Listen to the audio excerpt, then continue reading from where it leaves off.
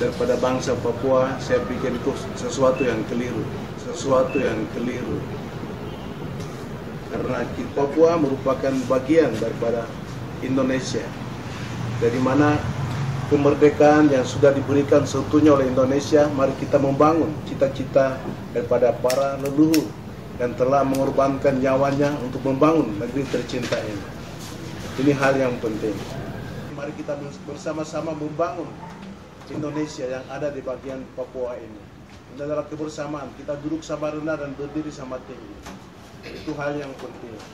Di mana bangsa-bangsa lain yang memberikan hal-hal yang tidak benar itu hanya untuk kepentingan, untuk mementingkan kekayaan yang ada di Papua. Mereka tidak mencintai orang Papua, tapi mereka hanya membutuhkan kekayaan yang ada di Papua.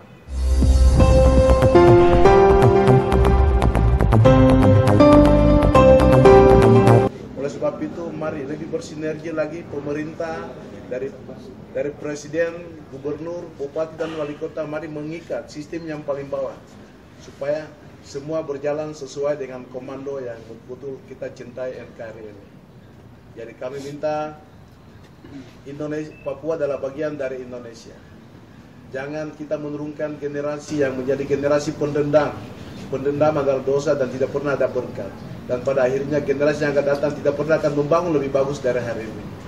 Karena dalam pepatah katakan bahwa guru kincing berdiri maka murid kincing berlari. Mari kita di tahun ini kita lakukan rekonsiliasi yang lebih baik supaya Indonesia yang kita cita-citakan akan lebih bagus dari hari ini.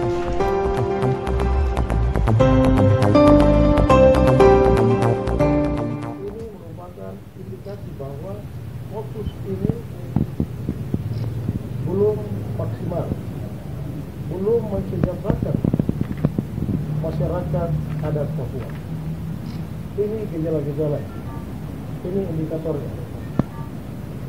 Jadi kalau rakyat Papua masih menuntut juga perjuangan mereka, masih melakukan aksi-aksi sehubungan dengan perjuangan Papua mereka.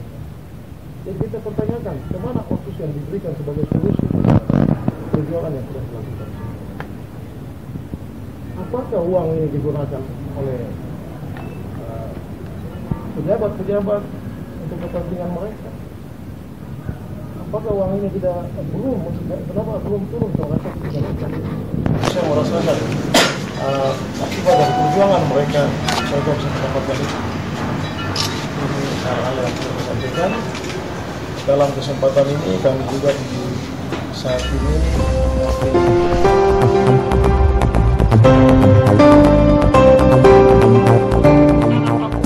serta mengajak kepada seluruh masyarakat Papua agar tanggal 1 Juli tetap melaksanakan kegiatan seperti biasa dengan tidak ikut berpartisipasi dalam kegiatan yang dilaksanakan oleh kelompok-kelompok yang ingin memisahkan diri dari Indonesia. Demikian pernyataan sikap ini kami buat sebagai bentuk cinta kami terhadap bangsa Indonesia.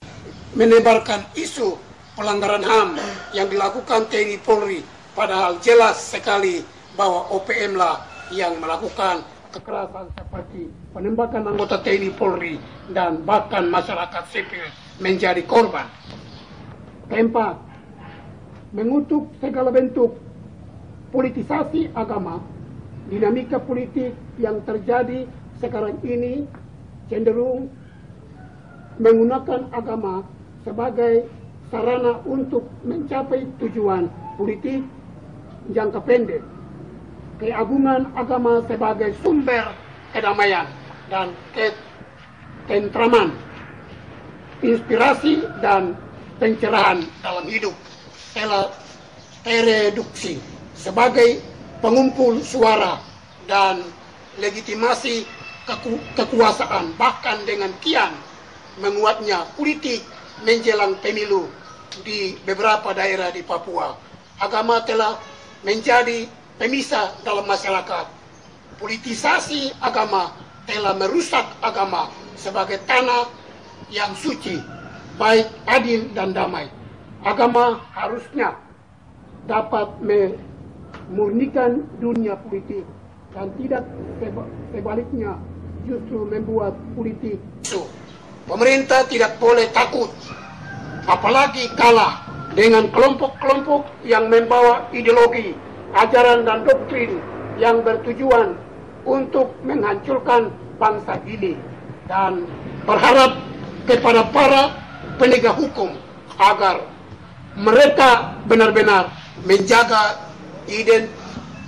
independensi dan tidak terpengaruh dengan berbagai tekanan dalam memberikan rasa keadilan kepada masyarakat. Keenam, kami mengajak kepada semua pihak, khususnya kepada para mantan pejuang tokoh masyarakat, tokoh agama, pemangku adat, pemuda dan perempuan Papua untuk menerima dan mengakui paguyuban masyarakat asli Nusantara yang ada di tanah Papua sebagai masyarakat asli Papua. Monin on the follow Putali Sentani Tengah, Martinus Maware, Sarjana Hukum.